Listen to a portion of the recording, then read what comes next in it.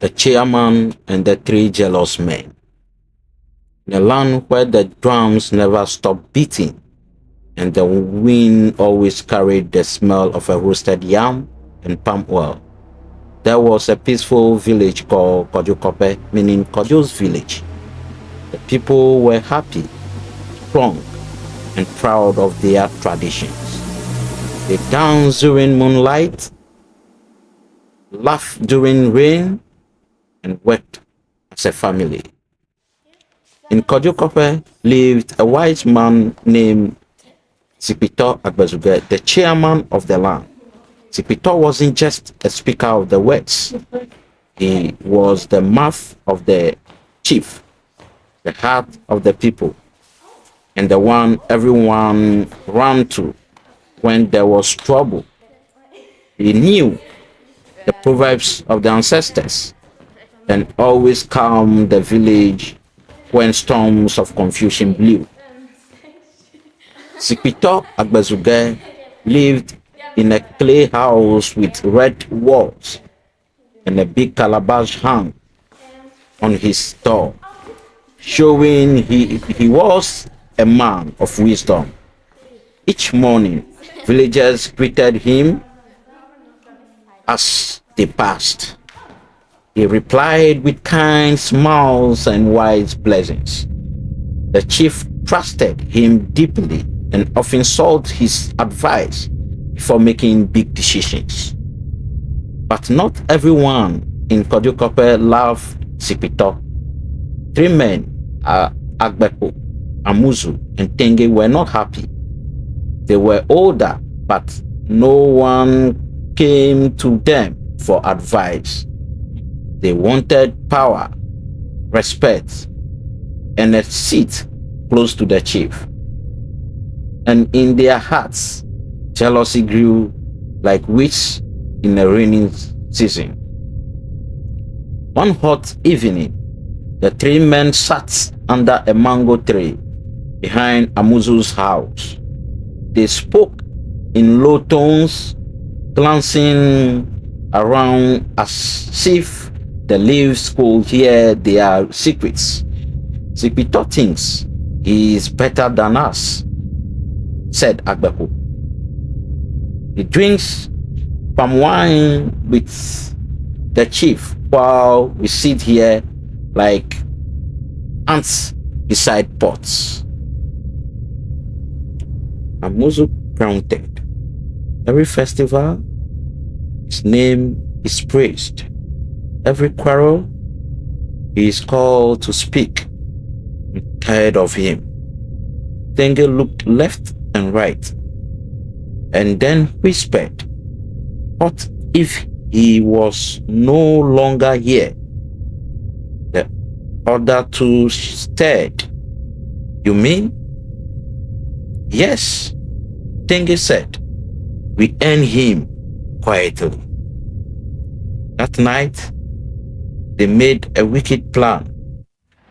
He loves palm wine. Beko said, "We give him one that he will never forget. One that will send him to the ancestors," added Amuzu. The three laughed, but their laughter was dry and hollow, like wind through a hollow gourd. The next morning, they went to the forest and tapped fresh palm wine. It was sweet, white, and bubbling with foam. But instead of pouring it straight, they added a black powder they had gotten from a strange herbalist in a far village. "This will make him sleep forever," the man had said. He poured the poison wine into a calabash, tied it with red cloth, walked to Sipito's house with wild smiles. "Good morning, great one," they greeted. Sipito Being kind, welcomed them with a bench and offered roasted maize, drink palm wine, our finest, said Agbeku. Sipito smiled and looked the calabash. Thank you, my brothers. You are kind. He placed the wine in his kitchen. I will drink it after my evening prayers, he said. Honor me. They nodded, bowing like snakes, ready to strike. Enjoy, Chiama. May the gods bless your tongue. Not wanting to stay too long and look suspicious, the three men quickly left. They laughed quietly as they walked away. By tomorrow, the village will cry, Muzu said, and we will rise.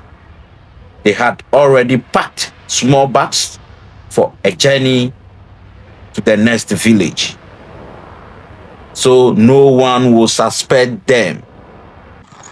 That afternoon, they walked through the bush paths singing hunting songs. When we return, said Tenge, we will wear white cloth and act surprised. Then we will take his place. They had already thoughts of what each of them would do. Agbeku would be the new chairman of the village. Amuzu would be the chief guards. Tenge would be the mouth of the people. Meanwhile, back in Kojukope, Sipito Agbezuge entered his kitchen to drink the palm wine. Just then, his small niece, Dora, ran in chasing a chicken. She bumped into the stool near the pot. The calabash of palm wine fell and spilled all over the floor. Hey! Sipito shouted. He rushed to help her up. Are you hurt? Sipito asked.